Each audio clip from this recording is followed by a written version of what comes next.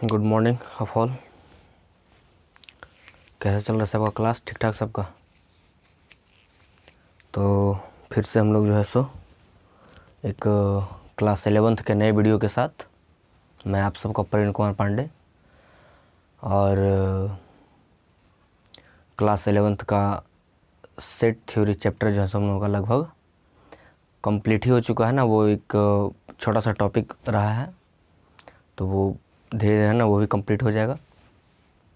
और अब इस नए वीडियो में जो है हम लोग क्लास 11th के एकदम मतलब कि 11th क्या 12th तक का जो है सो मतलब कि एक बेस और पिलर ये चैप्टर है। और चैप्टर का नाम है हमारा रिलेशंस एंड फंक्शंस। एक्चुअली दोनों साथ में पढ़ना है हम लोग को। और ये चैप्टर है वो 11th का तो पिलर है ही है ना। 12th का 11th ज़्यादा पिलर 12th में है जो भी टॉपिक्स पढ़ना है, चूँकि है ना कंटिन्यू जो चैप्टर्स है वो किसी न किसी से रिलेटेड है। जैसे कि हम लोग सेट पढ़े, अभी तुरंत रिलेशन स्टार्ट करेंगे तो रिलेशन का डायरेक्टली संबंध सेट से है। इसके बाद जस्ट फंक्शन स्टार्ट करेंगे तो फंक्शन चैप्टर का संबंध हमारा रिलेशन से है। फंक्शन के बाद हम लोग ट्रिगो पर स्टार्ट करेंगे तो ट्रिगोनोमेट्री का संबंध हमारा जो है सो फंक्शन से है।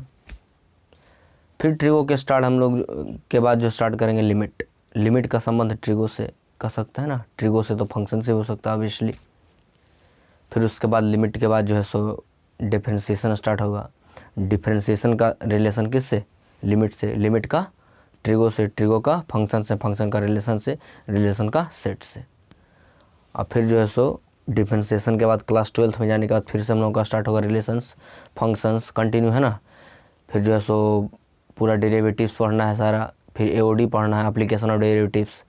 फिर टोटल इंटीग्रेशन पढ़ना है। तो सब एक दूसरे से इंटरलिंक चैप्टर्स है। तो overall relation and functions complete करने के बाद माने तो 70% तक का रिलेटेड चैप्टर्स कंप्लीट हो सकता है अगर रिलेशन और फंक्शन पर कमांड कर ली जाए तो। सो इस चैप्टर का काफ़ी ज़्यादा इंपॉर्टेंस है और IIT JEE लेवल में इससे ना इससे अच्छे क्वेश्चंस आते हैं है ना। फंक्शन से तो बहुत ज़्यादा आते हैं। तो ओवरऑल ये चैप्टर है ना थोड़ा सा इम्पोर्टेंस है ना, हर तरह से इम्पोर्टेंस इसका बढ़ जाता है। तो आइए हम लोग just start the topic class 11th relations. Okay तो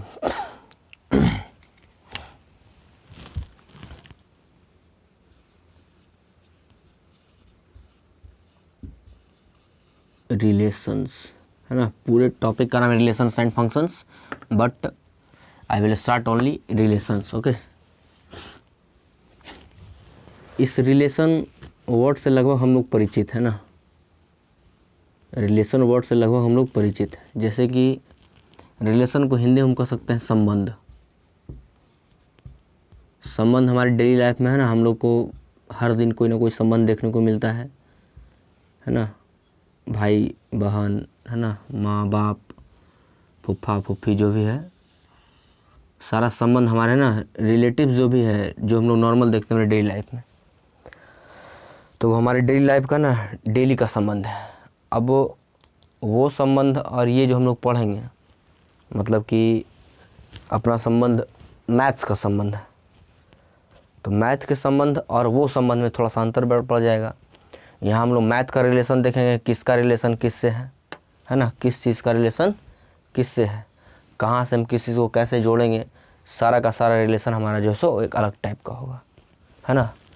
तो मैथ का संबंध कुछ और है और ये जो हमारा डेली लाइफ का रिलेशन है वो कुछ और है। तो ओवरऑल हम स्टार्ट करें अपना रिलेशन, मैथ्स का relation.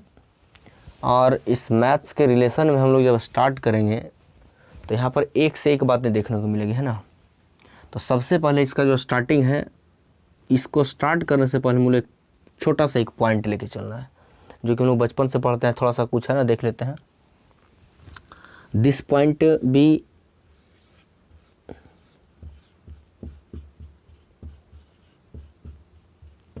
Ordered pair. Ordered pair, ordered pair के बारे में है ना एक छोटा सा बात ले सकते हैं कि देखने से लग रहा है कि है ना ऑर्डर हमारे पास है, किसी चीज़ का क्रम होगा, है ना, मतलब कि एक कह सकते हैं कि फिक्स्ड अरेंजमेंट कह सकते हैं। अब पेयर का मतलब जोड़, मतलब कि कह सकते हैं यहाँ पर हम कि स्पेसिफिक और फिक्स्ड,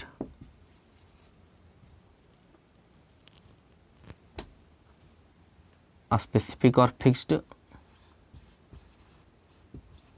पेयर ऑफ एलिमेंट, जैसा कि सेट हम लोग एलिमेंट के बारे में पढ़ चुके हैं, एलिमेंट्स एंड ऑब्जेक्ट्स, कुछ भी लिखो कोई अंतर नहीं पड़ता है। अब यही छोटा सा ही डिफरेंस है, ज़्यादा लंबा डिफरेंस हमको नहीं करना है, ठीक है। तो स्पेसिफिक और फिक्स्ड पेयर ऑफ एलिमेंट्स और ऑब्जेक्ट्स, ये जो है मतलब कि पेयर का मतलब जोड़ है ना, कह सकते हैं कि फिक्स्ड और फिक्स्ड पेयर ऑफ एलिमेंट्स, या इसी चीज़ को अगर हम है ना 2 के तौर पर लेके चले तो कह सकते हैं कि फिक्स्ड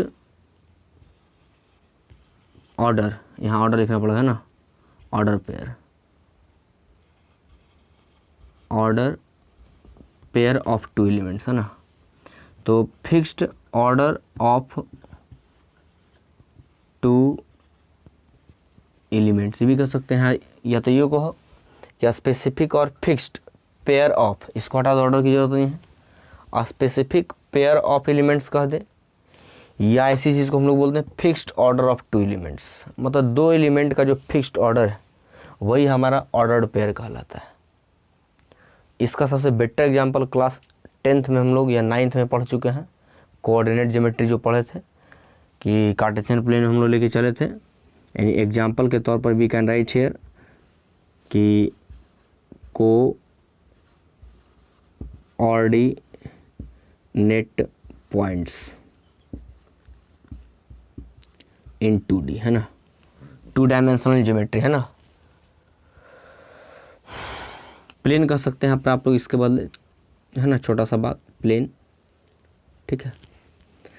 तो जैसे लेके चलते थे वहाँ पर हम लोग क्या, जैसे मान लीजिए हमारे पास कार्टेशियन प्लेन, कार्टेशियन प्लेन के बारे में हम लोग जानते हैं कि नॉर्मली जहाँ पर हम लोग एक्स और वाई का है ना डिनोट करते हैं वो कार्टेशियन प्लेन है, डेकार्टेस ना नाम के बंदा के द्वारा वो दिया गया था, उसका स्टडी हम लोग करेंगे कोऑर्डिनेट ज्योमेट्री जब स्टार्ट होगा तब। फिलहाल यहाँ पर है ना, तो यहाँ पर माना कि मेरे पास this is 1, this is 2, this is 3, this is 4, this is x, this is x dash, this is y, this is y dash, 1 2 3 4, दिख रहा क्लियर थोड़ा सा। चलिए अब ये ले लिया हमने 1 2 3 4। अब यहाँ से अगर हम ले कर चलें तो यहाँ से ये 1 2 3 4, तो इसका यहाँ पर एक मिल रहा है, तो दिस पॉइंट ए मेरे पास है, तो ये ए कोऑर्डिनेट क्या है, कोऑर्डिनेट का सिंबल हम लोग इस तरीके से देते हैं, है ना, नहीं पता है तो जान लीजिए, है ना। इसका मतलब है कि कोऑर्डिनेट ऑफ ए शॉर्टकट में, ठीक है। तो कोऑर्डिनेट ऑफ ए मेरे पास क्या हो जाएगा, 1 और 1 हो जाएगा, तो we can write here 1 and 1। अगर हम लिखें तो बी कोऑर्डिनेट, है ना, कहीं पर दीजिए बी कोऑर्डिनेट, मान लो कि यहाँ पर लेके इसी को आगे बढ़ा दिए और यहाँ पर कर दिए बी कोऑर्डिनेट, तो बी कोऑर्डिनेट मेरे पास क्या हो गया, देखो तो x बराबर 2 और y बराबर 1, तो we can write here 2 and 1। इसी तरीके से अगर हम आगे बढ़ा दें तो this will be C coordinate 3 और 1, 3 और 1, है ना। इस तरीके से अगर हम यहाँ लेके चले तो ये क्या हो जाएगा, 1 एंड 2 हो जाएगा। Let's this is D point, तो डी का कोऑर्डिनेट क्या हो जाएगा मेरे पास, 1 एंड 2, y2 हो गया ना y2 हो गया। इस तरीके से अगर हम ऊपर लेके चले, हम इस पॉइंट के लिए अगर हम बात करें या किसी पॉइंट करें ना, मान लीजिए इस पॉइंट के लिए हम बात करें, तो इस पॉइंट का कोऑर्डिनेट क्या हो जाएगा मेरे पास, मान लो दिस पॉइंट इज ई, तो ये इधर से 3 इधर से 3, तो ये कोऑर्डिनेट मेरा ई क्या हो जाएगा, 3 और 3। तो ये है ना ऑर्डर्ड पेयर का सिंबल है, ठीक है। तो ये तो हमने नॉर्मली लिखा कि ऑर्डर्ड पेयर को इस तरीके से दिखा सकते हैं, लेकिन अब सोचो ज़रा कि ये तो हमने लिख दिया, दिखा दिया कि जो है सो लो भाई लिख दिया ये। अगर इसके बदले हमारे पास एग्जाम्पल दूसरा रहता है, यहाँ तक आप लोग ना पॉज करके अपना उतारिए, हम लोग आगे बढ़ते हैं, जल्दी सुधारिए इसको। तो ये एक एग्जाम्पल तो देख ली। अब सोचो ज़रा कि अगर इसी में, ये तो हमने बोल दिया कि जो है सो है ना, it is the fixed arrangement कर सकते हैं ना ऑफ टू एलिमेंट्स। तो एलिमेंट्स में कुछ भी आ सकता है, हम भी आ सकते हैं, livings, non livings, numbers, digits, कुछ भी आ सकते हैं, अल्फ़ाबेट्स कुछ भी आ सकते हैं। तो नंबर था तो हमने 1 2 3 दिखा दिया। अगर यहाँ पे है ना एक एग्जांपल देते हैं हम, वो होगा तब क्या होगा जरा सोचो। एग्जांपल नंबर 2, अगर मेरे पास एक डब्बा में, जो कि सेट का कह सकते हैं एग्जांपल है ना, मान लो कि इधर से राम है, इधर से श्याम है, इधर से रहीम है, इधर से करीम है। अब 4 नेम दिए मेरे पास, और इधर और भी 4 बॉक्स दिए हुए हैं, सॉरी 1 बॉक्स है ना। मान लो ये नेम है और ये सर नेम है। अब सर नेम में काम करते हैं हम, है ना, राम दास दे देते हैं, है ना, श्याम यादव दे देते हैं,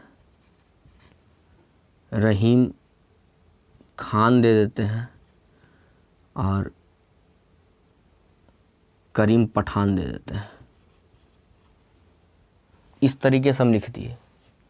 क्या पॉसिबल है कि इस चीज़ को हम इस तरीके से दिखा दें नंबर कार्टेशियन प्लेन में 1 2 3 के तौर पर? संभव ही नहीं है ना, चूँकि यहाँ पर हम नंबर्स को दिखाते हैं 1 2 3 4 इस तरीके से शो करते हैं, तो यहाँ पर तो पॉसिबल नहीं है। तो यहाँ पर पॉसिबल नहीं है, तो इसके चलते ध्यान देना है, इसके चलते एक अलग से एक वर्ड मेरे पास आएगा, है ना, जिसका यहीं से हम 20 दे देते हैं, और आगे है ना कंटिन्यूस का स्टडी करेंगे। वो वर्ड मेरे पास है मैपिंग डायग्राम।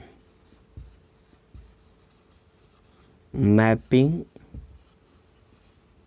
तो अभी से हम मैपिंग डायग्राम दे देते हैं, और हर जगह हम मैपिंग डायग्राम का यूज़ करेंगे, है ना। तो मैपिंग डायग्राम के तौर में होता क्या वो सुन लीजिए।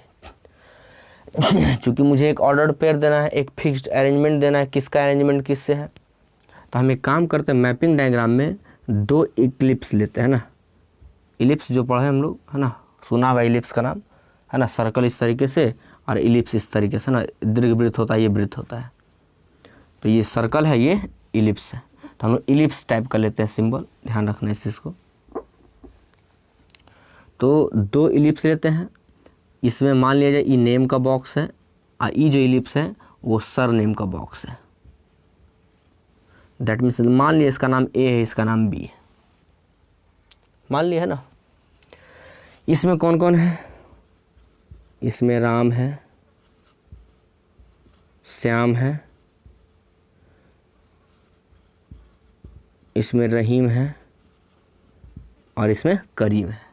इसमें कौन कौन है, दास है, यादव है, खान है, और पठान है। अब सोच रहा किसका, है ना, हम लोग देख भी सकते हैं कि किसका कॉम्बिनेशन किससे है ना, क्लियर दिख रहा है। अब ज़्यादा दिमाग नहीं लगाना है कि सर किसी का किसी के साथ भी हो सकता है, राम खान, रहीम खान, पठान खान भी तो रख सकता है नाम। नाम कुछ है, कुछ से मतलब है, जनरली होता क्या उस पर हमको वाच करना है। आप चाहो तो सबके साथ दे सकते हैं, इसका पेयर है ना, राम पठान भी हो सकता है, राम खान भी हो सकता है, राम यादव भी, रामदास भी, कुछ भी। लेकिन जनरली हम लोग जो करते हैं कर दो, कोई दिक्कत उससे नहीं है ना, कोई अंतर उससे पड़ने वाला नहीं है। जनरली हम लोग है ना, जैसे अगर देखते हैं हम, है ना, इन दोनों को साथ में है ना मुस्लिम कम्युनिटी के साथ लेके चलते हैं, मुस्लिम कम्युनिटी का नाम लेके चलते हैं। स्पेशल किसी का नाम खरीदा हुआ नहीं है, लेकिन ऐसा हम लोग जनरल अपने लाइफ में देखते हैं, उसके रिगार्डिंग में सिर्फ हम बात कर रहे हैं। तो ये मुस्लिम कम्युनिटी का, हिंदू कम्युनिटी का, तो सीधी सी बात है कि ये यहाँ चला जाएगा, और ये यहाँ, तो ये यहाँ भी तो जा सकता है ना। इसका रिलेशन इसके साथ, मतलब कि हम यहाँ क्या क्या रिलेशन बना सकते हैं, है ना, क्या क्या मतलब कि, है ना, मतलब कि ऑर्डर्ड पेयर दे सकते हैं। तो हो सकता है कि राम का ऑर्डर्ड पेयर दास के साथ हो रामदास, या हो सकता है कि राम का यादव के साथ भी हो। फिर आते हैं श्याम का, तो श्याम का इसके साथ भी और श्याम का भी इसके साथ। तो यहाँ पर लिखते हैं हम लोग श्याम दास भी संभव है और श्याम यादव भी संभव है। अब रहीम का ऑर्डर पेयर बनाते हैं, किसके साथ हो सकता है कि इसके साथ आ जाए, इसके साथ आ जाए। तो यहाँ पर क्या लिख सकते हैं हम, रहीम खान, और यहाँ पर क्या लिख सकते हैं हम, रहीम पठान। कॉमा देखे है ना, कैसे लिखने का तरीका है वो देखिए। फिर ये इसके साथ जा सकता है और फिर ये इसके साथ फिर आ सकता है, मतलब कि करीम खान और करीम पठान, करीम खान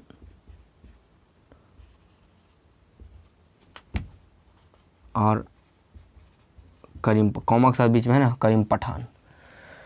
तो ये मैंने एक ऑर्डर्ड पेयर बनाया है ना। आप चाहो तो ये भी दे सकते हो, कोई दिक्कत नहीं है ना। राम का खान के साथ भी कर दो, राम का पठान के साथ भी कर दो, फिर सब का सब के साथ कर दो, कोई अंतर पड़ने वाला नहीं है। तो ये एक तरीके का हमको क्या मिला, फिक्स्ड ऑर्डर मिला। तो इसी फिक्स्ड ऑर्डर को हम लोग क्या बोलते हैं, ऑर्डर्ड पेयर के नाम से जानते हैं, ऑर्डर्ड पेयर के नाम से जानते हैं। तो ये काफ़ी ज़्यादा इंपॉर्टेंस हमारे लाइफ में है। तो ये तो था सिर्फ एग्जाम्पल जहाँ से हम दिखा दिए कि हम लोग है ना नंबर सिस्टम के अलावे भी कुछ दूसरी बातें को सोच सकते हैं। ये सिर्फ बातें ध्यान में रखनी है आप लोगों को, है ना। आगे आते हैं, आइए इसी पर दूसरा एग्जाम्पल हम लोग बात करते हैं, नंबर पे लेके चलते हैं इसी एग्जाम्पल को, है ना, मतलब कि मैपिंग डायग्राम को ही। तो हम है ना उसी चीज़ को अब थोड़ा सा जो है सो मतलब कि नंबर पे लेके चलते हैं, मैपिंग डायग्राम को नंबर पे लेके चलते हैं ना। तो अगर हम लेके चले कि मेरे पास इस तरीके से कोई है ना दिए हुए हैं, कोई सेट ए है ना, मान लिया सेट ए है, इसमें 1 2 3 4 एलिमेंट दिए हुए हैं। दूसरा मेरे पास दिए हुए है बी दिए हुए है ना, मान लो कि 5 6 7 दिए हुए हैं, इस तरीके से दिए हुए हैं। अब जो है सो हमको ऑर्डर्ड पेयर लिखने हैं। तो ऑर्डर्ड पेयर ऐसे भी तो हो सकता है, या हम जो पीछे एग्जांपल लेते हैं हम उसी को लेके चल सकते हैं, 1 2 3 4, यहाँ से भी ले लो, क्या क्या ले सकते हैं, 1 2 3 4, कोई दिक्कत नहीं, 5 ले लो, यहाँ पर कोई दिक्कत नहीं है। मान लो कि एक्स एक्सिस को डिनोट कर रहा है, वाई एक्सिस को डिनोट कर रहा है। एक बार हम लोग दोनों तरफ से लेके चलते हैं, इधर से भी और इधर से भी, दोनों तरफ से हम बात करते हैं। ये एक्स एक्सिस था तो 1 2 3 4, इधर क्या क्या है, 1 2 3 4 5, लिख दीजिए 1 2 3 4, this will be X, X dash Y dash and this will be Y. तो 1 2 3 4 और 5, क्या क्या पेयर बनेगा जब हम लोग बना लेते हैं पहले, है ना। तो एक पेयर ये बनेगा, है ना, ये बनेगा, है ना, आराम से हम लोग ड्रॉ कर लेते हैं, ठीक है। कितना बनेगा उससे पता चल जाएगा हमको, यही सारा बनेगा, 1 point 2 point 3 point 4 point 5 point, 2 3 4 5, फिर 5 इधर से, 2 3 4 5, फिर 5 यहाँ से। तो टोटल कितने बन गए, तो 1 2 3 4 और 5, तो 5 चौके का 20, टोटल 20 हमारे पास है ना डायग्राम बन गया। अब देखते हैं कि इससे 20 निकलता है ऑर्डर्ड पेयर के लिए। पहला ऑर्डर्ड पेयर मेरा यहाँ क्या हो जाएगा, मेरा यहाँ पहला ऑर्डर पे क्या होगा, तो 1 1, दूसरा ऑर्डर पे क्या होगा 1 2, तीसरा 1 3, फिर 1 4 1 5, फिर आते हैं 2 1, फिर ये हो जाएगा 2 2 2 3 2 4 2 5, फिर हो जाएगा 3 1 3 2, दिस इज 0, है ना, 3 2 3 3 3 4 3 5, ये हो जाएगा मेरा 4 1 4 2 4 3 4 4 4 5। इस तरीके से 20 ऑर्डर्ड पेयर्स हमारा इसमें जाके बन गया। तो इस चीज़ को हम यहाँ तो दिखा सकते हैं, क्या उसमें दिखा सकते थे नाम वाले में, वहाँ नहीं दिखा सकते थे, है ना। सो हमें मैपिंग डायग्राम की ज़रूरत पड़ी और हम लोग इसी चीज़ को इस फॉर्मेट में लिखना शुरू कर दिए। और रिलेशन एंड फंक्शंस का ये बेस है ना, इसका बहुत ज़्यादा काम पड़ेगा। तो अभी से हम लोग लेते हैं इस चीज़ को, है ना। तो यहाँ से हम लोग अगर देखें तो ये 1 का 1 के साथ, फिर इसी 1 का 2 के साथ, 1 का 3 के साथ, 1 का 4 के साथ, 1 का 5 के साथ, तो कितने रिलेशंस बने, 5 रिलेशंस बन गए। तब 5 इसके साथ, फिर 10 हो जाएगा दोनों मिला के, फिर 15, फिर 20, यानी टोटल रिलेशंस कितने बन जाएंगे मेरे? 20 रिलेशंस बन जाएंगे। इसी तरह का हम लोग है ना 2 से निकालेंगे, तो यहाँ जाएगा, यहाँ जाएगा, यहाँ आएगा, यहाँ आएगा और यहाँ आएगा 10, फिर यहाँ बनेगा, है ना। अब बाकी बनाना आपका काम है, बस एक एक और मिला देना है, ठीक है। चलिए लिखते हैं ऑर्डर्ड पेयर क्या क्या हो सकता है। तो यहाँ पर ऑर्डर्ड पेयर्स आर, कौन कौन सा ऑर्डर्ड पेयर हो सकता है भाई? तो ले सकते हैं कि सबसे पहले क्या क्या है मेरे पास, 1 1 आया, फिर 1 2 आया, 1 3 आया, 1 4 आया और 1 5 आया। चलिए आगे आते हैं, 2 2 बना जाएगा, है ना। कहाँ से? तो देखो, तो यहाँ से लिख चलते हैं 2 1, या यहाँ से लिख चलते हैं 2 1, कोई अंतर नहीं पड़ता है, दोनों में सेम है। This will B 2 1, 2 2, 2 3, 2 4 and 2 5।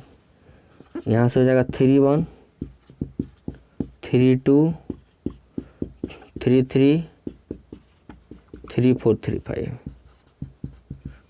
4 1। आप लोग बेटर होगा कि लिखते चलिए, 4 2, 4 3, 4 4, 4 5।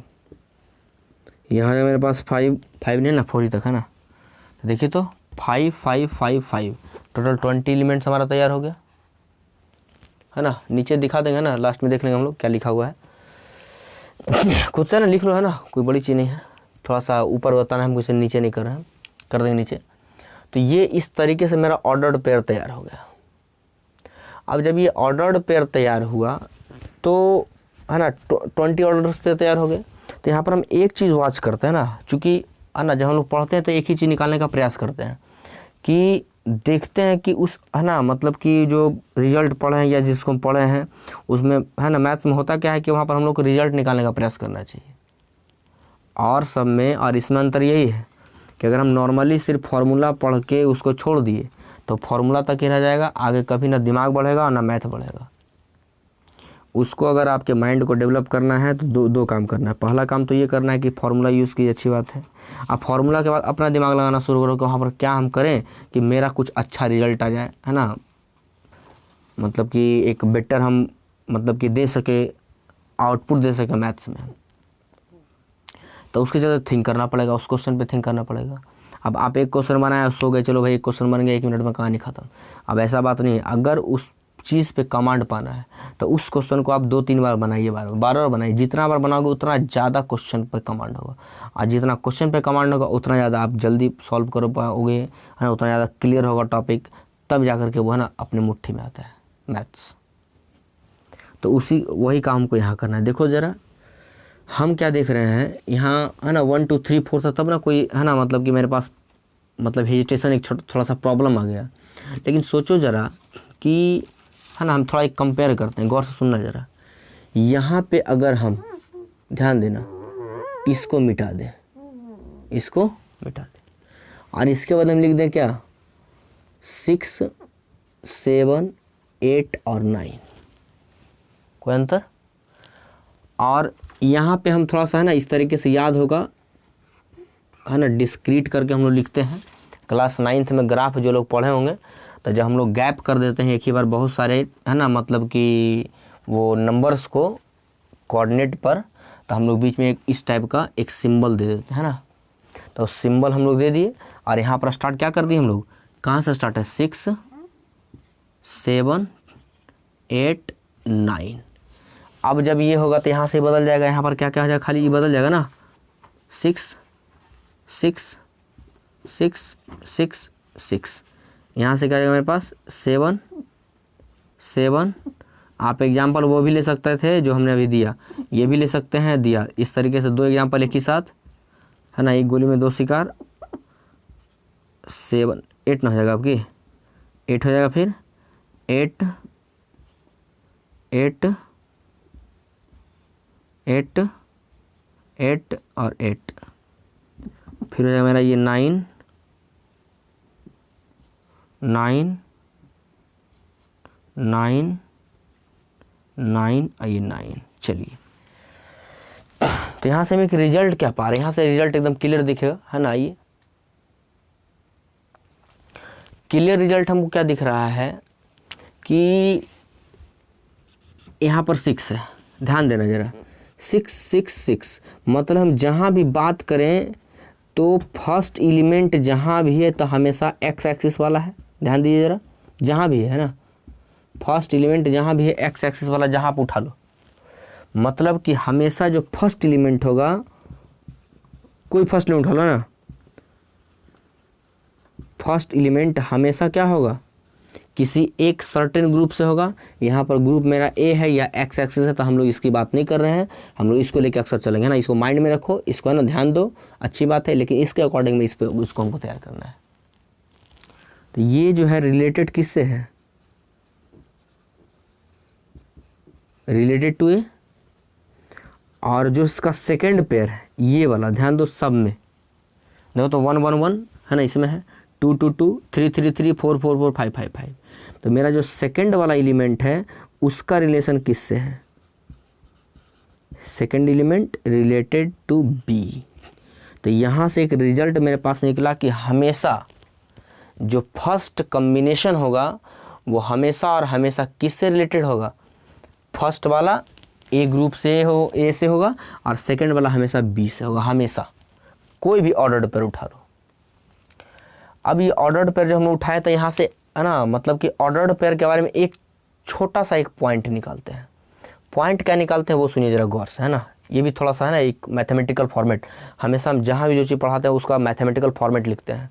जैसे सेट का मैथमेटिकल फॉर्मेट था, सबसेट का मैथमेटिकल फॉर्मेट था, प्रॉपर सबसेट का मैथमेटिकल फॉर्मेट था, फिर जो है सो है ना, जो भी हम लोग ऑपरेशंस पढ़े सारे ऑपरेशंस का मैथमेटिकल फॉर्मेट था। तो जहाँ भी मैथमेटिकल फॉर्मेट था वहाँ हमारे लिए इंपॉर्टेंट था।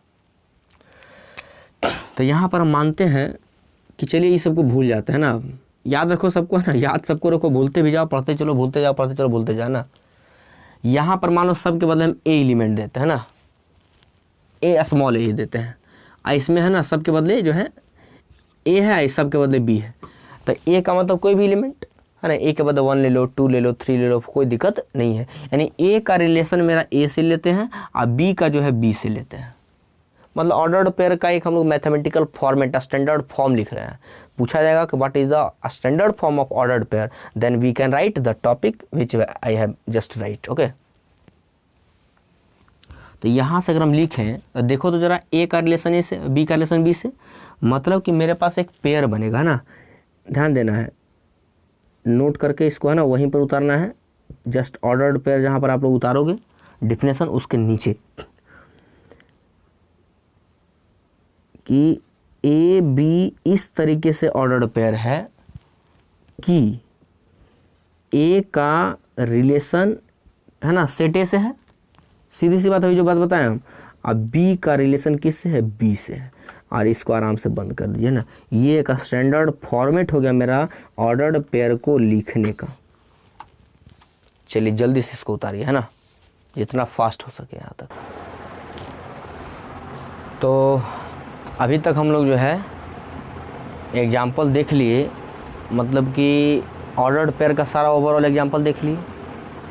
अब ज़रा सोचो कि ऑर्डर्ड पेयर का एग्जाम्पल देखे तो वहाँ पर कुछ चीज़ें मिली होगी, गौर कीजिए, सेट से कंपेयर कीजिए। वहाँ पर जैसे हमको मिला था, देखो तो 1 1 मिला था, याद है,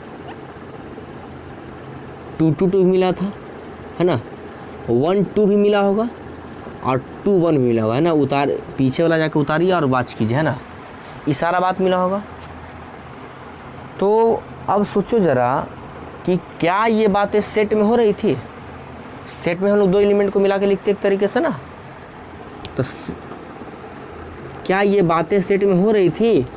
याद कीजिए सेट का मेरा पहला लेक्चर, मैंने उसमें बोला था कि सेट रिपीटेशन पे ध्यान नहीं देता है ना, जितना ही बार लिख दो। अगर हम लिख दें कि a बराबर 1 1 1 1 1 इस तरीके से, आप पूछे how many elements are there in a set, that means only one element, only one element, only one element, है ना। ऐसा नहीं 1 है इसलिए, यहाँ पर 8 भी रहता ना बार बार, तो कोई अंतर नहीं पड़ता, 8 8 8, तो यहाँ पर 1 एलिमेंट ही होता मेरे पास। अगर ये सेट है तब याद होगा, रिपीटेशन पे है ना, मायने रखता है। फिर उसके बाद एक था मेरे पास कि वहाँ क्रम पे है ना ध्यान नहीं दिया जाता है ना, 1 2 फिर जो है सो इस तरीके से लिख दो या 2 1 लिख दो, कोई अंतर नहीं पड़ता है। कोई अंतर पड़ता है सेट में कोई अंतर नहीं पड़ता है। ये दोनों बातें इंपॉर्टेंट थी, लेकिन यहाँ पर एक एक बात का हमको ध्यान रखना है। अगर सोचो ज़रा, कोऑर्डिनेट में मेरे पास 2 1 है तो 2 1 का मतलब क्या है, x मेरा 2 है और y मेरा 1 है। और अगर 1 2 है तो x मेरा 1 है और y मेरा 2 है। तो क्या ऑर्डर्ड पेयर यहाँ अंतर नहीं पड़ा है ना। ऑर्डर्ड पेयर में हम लोग 1 2 के बदले है ना 2 1 नहीं लिख सकते हैं, लेकिन सेट में ध्यान देना है, सेट में हम लोग इस सिंबल का यूज़ करते हैं, ऑर्डर्ड पेयर में इस सिंबल का यूज़ करते हैं ना। अंतर बहुत सारा है। यहाँ नॉट इक्वल टू मेरे पास है ना, इक्वल टू हो सकता है 2 1 किस में, सेट में। तो ये इंपॉर्टेंट बातें जो है ना माइंड में एकदम रखनी है। तो यहाँ से एक बात हम लिखते हैं, थोड़ा सा वो आता है, इस चीज़ को ध्यान रखना है। बस खाली एक छोटा सा हम बात लिख देते हैं, ordered pair is not a set, है ना। ये सेट नहीं है, नॉट अ सेट,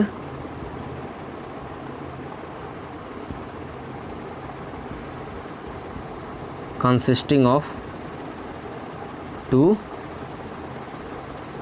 एलिमेंट्स, है ना।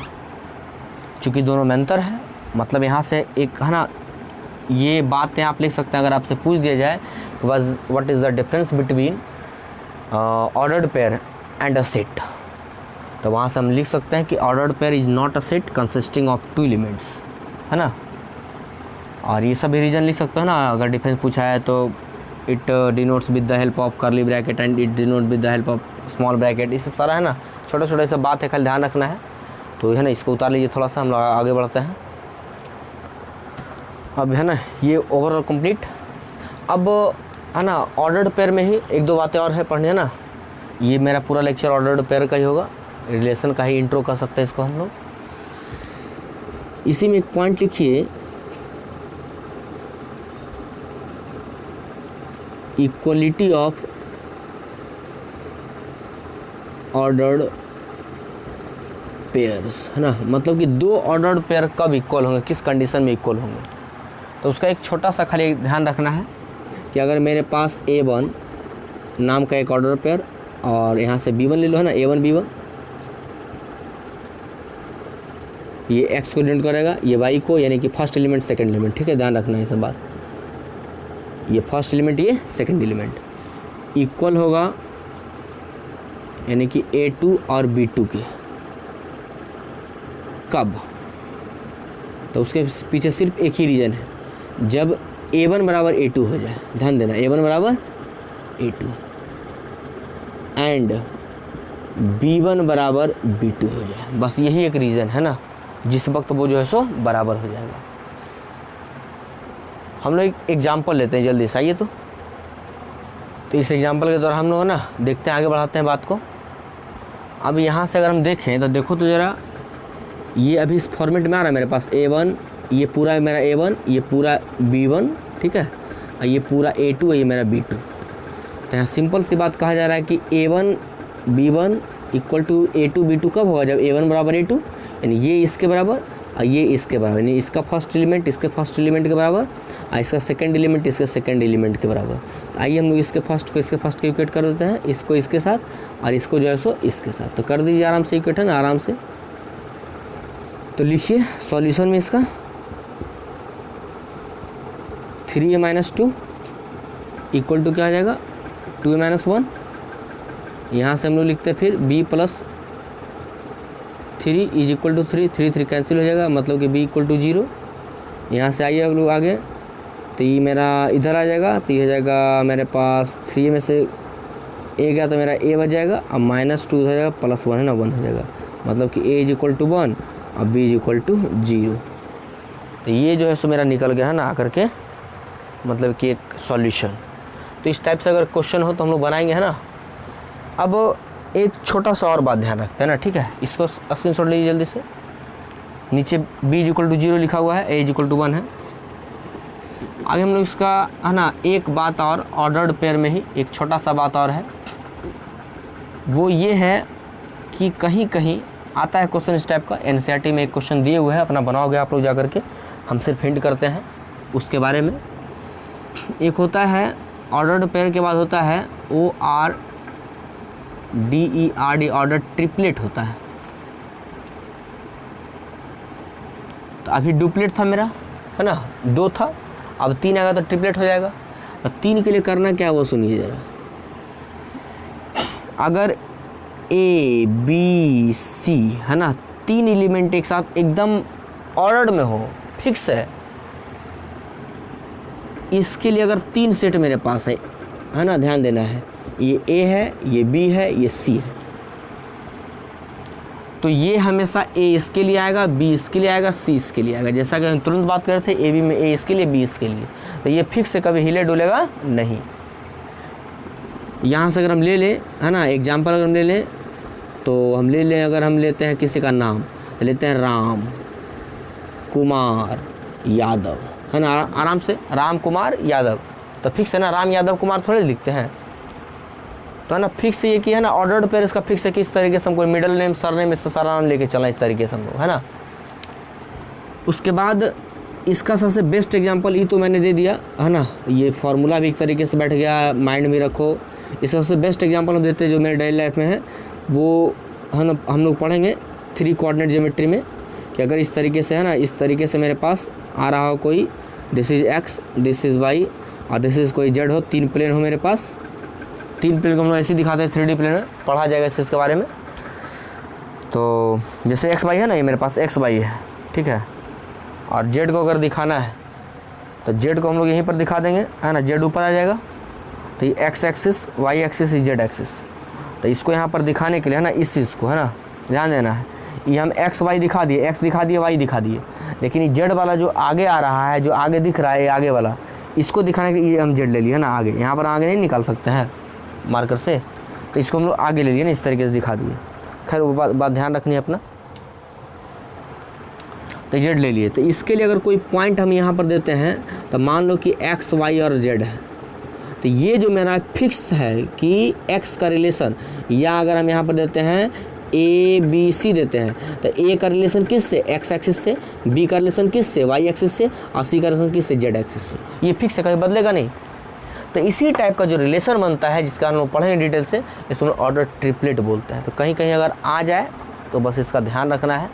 चलिए हम लोग उतारिए इसको, आगे बढ़ेंगे नेक्स्ट पॉइंट में। इसी में नेक्स्ट पॉइंट हम लोग इसी में लेके चलेंगे, है ना, मतलब कि ऑर्डर पेयर का ही एक और लास्ट पॉइंट होगा ये, वो है कार्टेशियन प्रोडक्ट, है ना, इसका बहुत ज़्यादा यूज़ होगा, ठीक है। तो आइए हम लोग लिखते हैं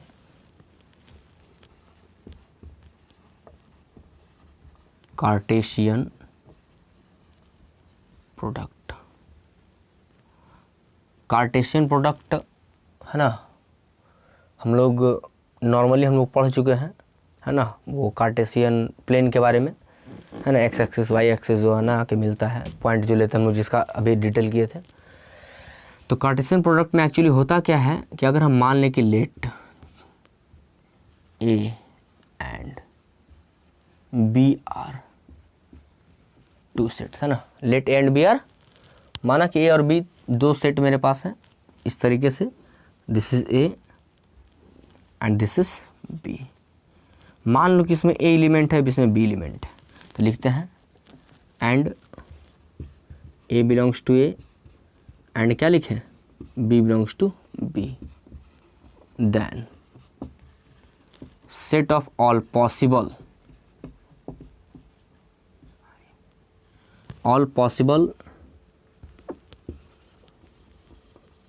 ordered pairs AB is called Cartesian product of A to B। ध्यान देना, A to B, A से B, है ना।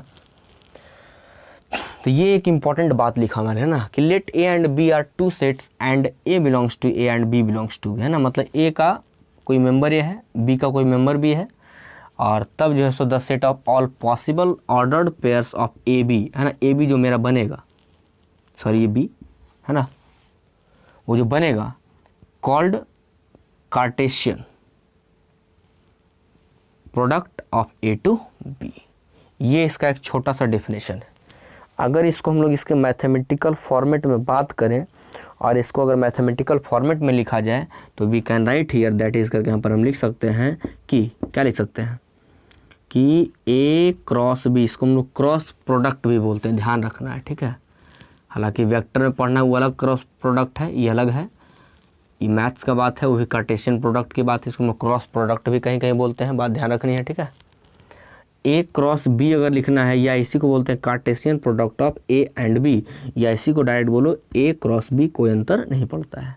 तो यहाँ पर मेरे पास देखो तो ए बी दो सेट है ना, एक ऑर्डर्ड पेयर है ए बी, जहाँ पर ए का बिलोंग किससे है, ए से है, और बी किससे रेट रखता है, बी से रखता है। ये हो गया एक ऑर्डर्ड पेयर। अब हम लोग ऑर्डर्ड पेयर एक दो एग्जांपल लेके देखते हैं ना आराम से, पीछे हम लोग देखे हैं ना। आइए इसको लिखिए, फिर हम लोग ना इरेज करके आगे बढ़ते हैं। नीचे है ना, नीचे ए है, ठीक है, बी ऊपर लिखा हुआ है।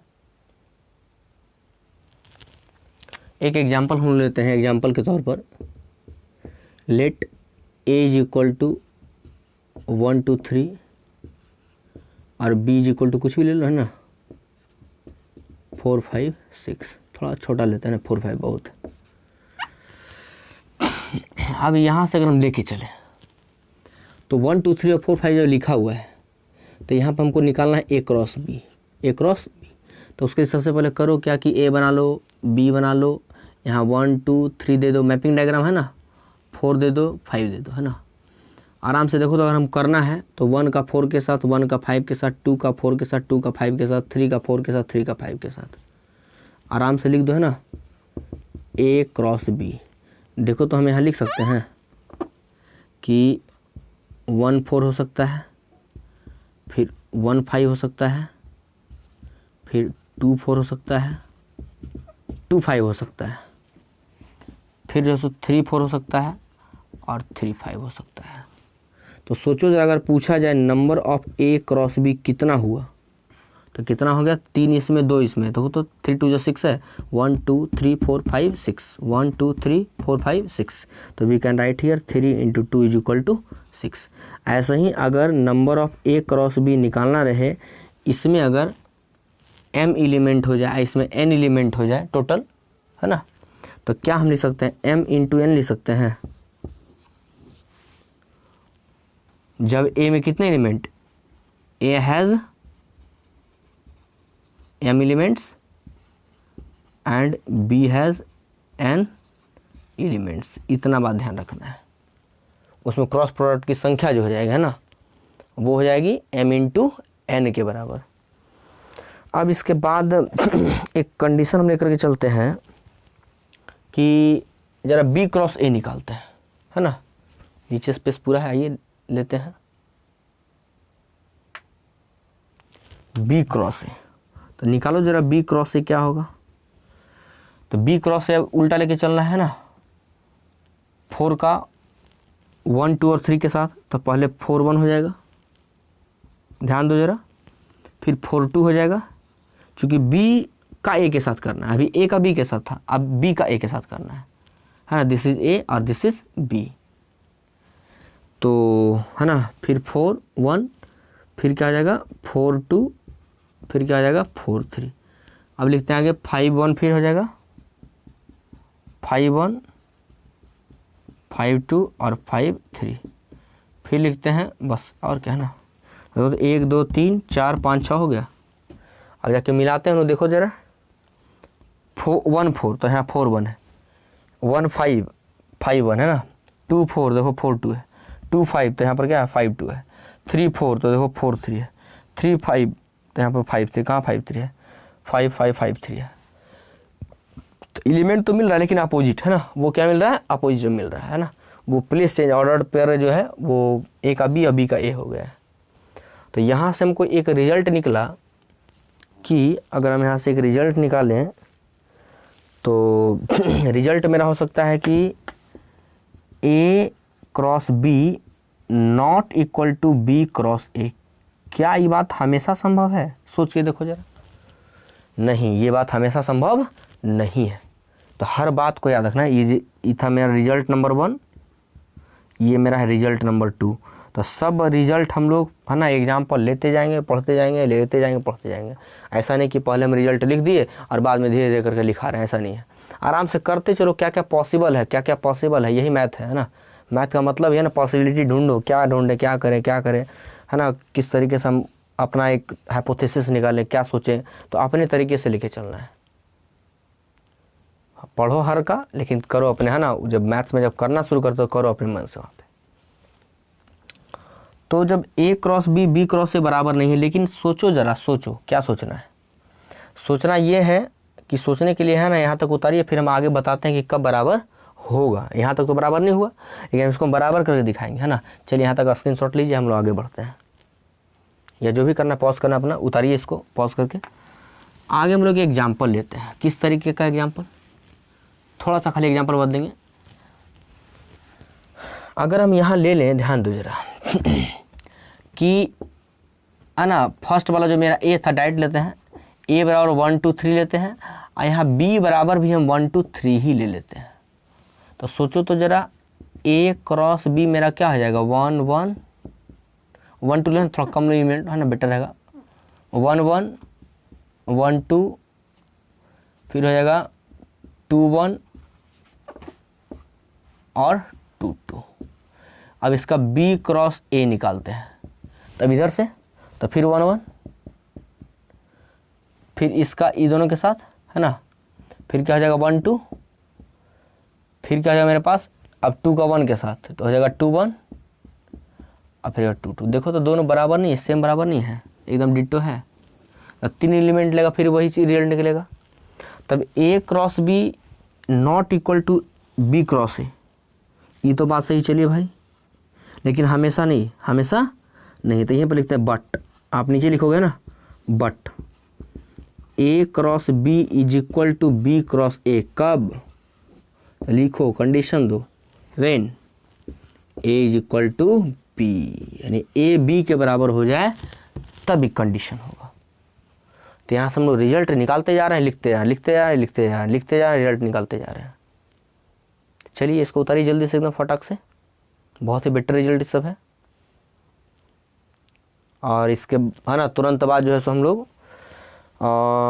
बचा कुछ, आप थोड़ा सा एक पॉइंट और ध्यान रखना है, लास्ट एकदम होगा कि मतलब कि इस ऑर्डर्ड पेयर से रिलेटेड कुछ है ना कहीं कहीं यूज़ करते हैं हम लोग, कुछ ऐसा है नोट्स के तौर पर, वो हम एक बार लिख देते हैं ना, खाली उसको एक बार रिवाइज करवा देंगे, है ना, ये टॉपिक कंप्लीट हो जाएगा। आइए इसको उतारिए, फिर हम लोग लिखते हैं आगे।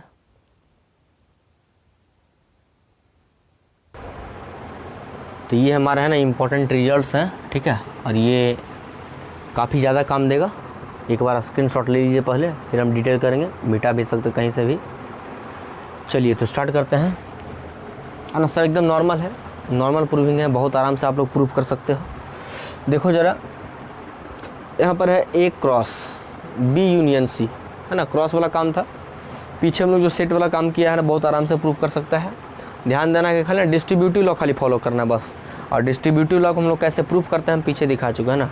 तो आराम से सब सारा का जो इंपॉर्टेंट होगा हम देखते हैं, जो इंपॉर्टेंट होगा हम बताते चलेंगे, प्रूविंग है ना। तो A क्रॉस B और यूनियन C तो कुछ नहीं है, A क्रॉस B और यूनियन A क्रॉस C कर रहे हैं, एक बार इसके साथ एक बार इसके साथ, नॉर्मली काम है ना। फिर है A क्रॉस, अब इंटरसेक्शन अगर आ जाता फिर A cross B intersection B A cross C हो जाएगा ना, A क्रॉस B एक बार इसके साथ एक बार इसके साथ, है ना, नॉर्मली काम करना है, सब सिंपल एकदम है। आगे है, ध्यान देना है, यहाँ पर कॉम्प्लीमेंट वाला है ना, माइनस वाला है, सॉरी माइनस वाला है। तो देखो तो यहाँ पर A क्रॉस B, अब बीच में माइनस हो जाएगा A cross C, normally distributive law कुछ नहीं है। अब ध्यान दीजिए, तो हम लोग पढ़ ही चुका ना, A cross B B cross A कब होगा, जब A बराबर B हो जाए। चलिए आगे बढ़ते हैं। फिर A cross B intersection C cross D अगर है तब, इसके हम लोग जब इसको थोड़ा सा और ब्रेक करते हैं तो इसके लिए A क्रॉस C और फिर B क्रॉस D हो जाएगा, है ना। इस पर एक क्वेश्चन दिया है ना, ध्यान देना है, RD शर्मा के एग्जाम्पल में इस पर एक क्वेश्चन दिए हुए है, बस नॉर्मल अगर ये बात समझ में आ गया तो वहाँ से उसको हम प्रूव कर सकते हैं, ठीक है। तो ये A क्रॉस B है, तो जब ये गुना होगा तो A क्रॉस C हो जाएगा, सॉरी A इंटरसेक्शन C, चूँकि बीच में इंटरसेक्शन सिंबल है, A इंटरसेक्शन C, फिर क्या हो जाएगा मल्टीप्लिकेशन साइन बीच में है, फिर B इंटरसेक्शन क्या हो जाएगा D हो जाएगा। ये बात ध्यान रखनी है कि मतलब हम इंटरसेक्शन को क्रॉस में बदल दिए, है ना, वही क्रॉस, ये हमारा मतलब कि क्या बोलते हैं उसको, डिस्ट्रीब्यूटिव लॉ है। आगे है A cross B dash union C dash का whole dash is equal to A cross B, union बदल जाएगा इंटरसेक्शन में, यूनियन बदल जाएगा इंटरसेक्शन में। तो एक हम प्रूफ करते हैं, ये थोड़ा इंपॉर्टेंट लग रहा है ना। तो याद करो कि पीछे है ना सेट में कोई ऐसा रूल था जो किसी को बदल रहा था, यूनियन को इंटरसेक्शन में, इंटरसेक्शन को यूनियन में, शायद कोई ऐसा रूल था, डे मॉर्गन्स लॉ था शायद हमारा, है ना। वो डे मॉर्गन्स लॉ याद रखना है और उसके अंदर हमको प्रूफ करना है। देखिए तो ज़रा, नॉर्मली अगर हम लेके चले 6 नंबर का एक हम प्रूफ करते हैं, LHS लेके चले है ना हम। तो क्या कर रहा है कि A cross B dash union C dash का होल डैश दिए हुए हैं। ओके, अब ज़रा सोचो कि डे मॉर्गन्स लॉ क्या है, ज़रा हम देख लेते हैं ना। डे मॉर्गन्स लॉ तो बोलता है कि ए यूनियन बी का होल डैश अगर है तब ये ए डैश इंटरसेक्शन बी डैश हो जाता है। अगर यूनियन इंटरसेक्शन में बदलेगा तब, इसका अपोजिट भी है ना। तो चलिए हम लोग एक ही को लेके चलते हैं, यूनियन वाला की बात करते हैं। तो इस फॉर्मेट में मेरा है, ये गौर से देखो ज़रा। तो क्या हम यहाँ लिख सकते हैं इतना बराबर डायरेक्ट ए क्रॉस, चूँकि इस पर छोड़ दो, अभी क्या लिखा है बी डैश हटाओ, दिमाग से बात हटा दो है ना, हटा दो, मान लो भूल गए, हटाओ नहीं है अभी तो है ना वो उस फॉर्मेट में डैश। तो हम क्या लिख सकते हैं कि B dash intersection C dash लिख सकते हैं, यूनियन इंटरसेक्शन बदल जाएगा according to De Morgan's law, है ना, DML है ना, डे मॉर्गन्स। तो आप पूरा लिखोगे डे मॉर्गन्स लॉ है ना, शॉर्टकट नहीं करना है। अब ध्यान देना है, चूँकि ये डैश पहले से भी है तो देखो, तो इसके ऊपर भी हम डैश दे दें, कोई दिक्कत है, चूँकि एक डैश पहले से ना, यहाँ पर डैश पहले से। अब एक चीज़ और पढ़े हम लोग, क्या पढ़े हैं कि ए डबल डैश बराबर ए हो जाता है ना, वो हमको सेम एलिमेंट दे देता है। तो देखो तो ये क्या दे देगा, ए क्रॉस ई दे देगा, बी दे देगा और इंटरसेक्शन सी दे देगा मेरा, ये सी डबल डैश सी दे देगा। अब देखिए मल्टीप्लाई कर दीजिए तो ये क्या आ जाएगा, ए क्रॉस बी और फिर इंटरसेक्शन ए क्रॉस सी, वही देखो तो A cross B intersection A cross C. तो नॉर्मली हम लोग प्रूफ कर दिए ना, इसी टाइप से सबका प्रूविंग है, नॉर्मल एकदम है, कुछ खास नहीं है ना। और उसी तरीके से आप लोग ये प्रूफ करो, A cross B dash intersection C dash का होल डैश, तब ये जो है ना जब चेंज होगा तो यूनियन आएगा, तो ए क्रॉस बी और यूनियन ए क्रॉस सी हो जाएगा। चलिए तो है ना, ये इम्पोर्टेंट था। तो इस तरीके से हम लोगों का जो है सो इस का लेक्चर जो है ऑर्डर्ड पेयर का लेक्चर कंप्लीट हुआ है ना। बस ये हमारा रिलेशंस चैप्टर का फर्स्ट इंट्रो टॉपिक था। कल से हम लोग स्टार्ट करेंगे रिलेशंस, एकदम रिलेशन का है, एकदम उसको लेके चलेंगे कि क्या क्या रिलेशन होता है, रिलेशन का एकदम है ना धांसू ट्रिक रखेंगे उसका, कि how can be understand the term relation in mathematics, कैसे हम उसको समझ सकते हैं, एकदम धांसू ट्रिक देंगे है ना। और थोड़ा सा समझना कॉम्प्लिकेशन होता है, लेकिन मेरा प्रयास रहेगा कि हम अच्छे तरीके से उसको डील करें है ना। ओके, तो फाइनल ये लास्ट मेरा है ना इसका ऑर्डर्ड पेयर का कहानी फिनिश। RD शर्मा का जाकर के फर्स्ट एक्सरसाइज बना सकते हो आप लोग, RS अग्रवाल का भी बना सकते हो और KC सिन्हा का भी बना सकते हो फर्स्ट एक्सरसाइज रिलेशन चैप्टर का, क्योंकि उसमें फर्स्ट में कार्टेशियन प्रोडक्ट के बारे में है और ऑर्डर्ड पेयर के बारे में है। तो एक दो क्वेश्चन जो हैं नॉर्मल इसी सारे बेस पे है, किसी न किसी तरह से घुमा हुआ क्वेश्चन है, नॉर्मल जो बेस था हमने दे दिया इसे है ना सारा। ओके, तो थैंक्स फॉर वाचिंग वीडियो। और अब ये वीडियो मेरा है ना कंटिन्यू, मतलब कि 11th लेवल तक का जो भी मेरा कॉन्सेप्ट है, RD शर्मा, KC सिन्हा और RS अग्रवाल NCERT, ये चारों लेवल का बुक लेके चलेंगे है ना। और उम्मीद करते हैं कि सारे चारों का क्वेश्चन लगभग आप लोग बना दोगे इसको पढ़ने के बाद है ना। ओके, तो मिलते हैं हम लोग फिर से है ना नए वीडियो के साथ अगले दिन।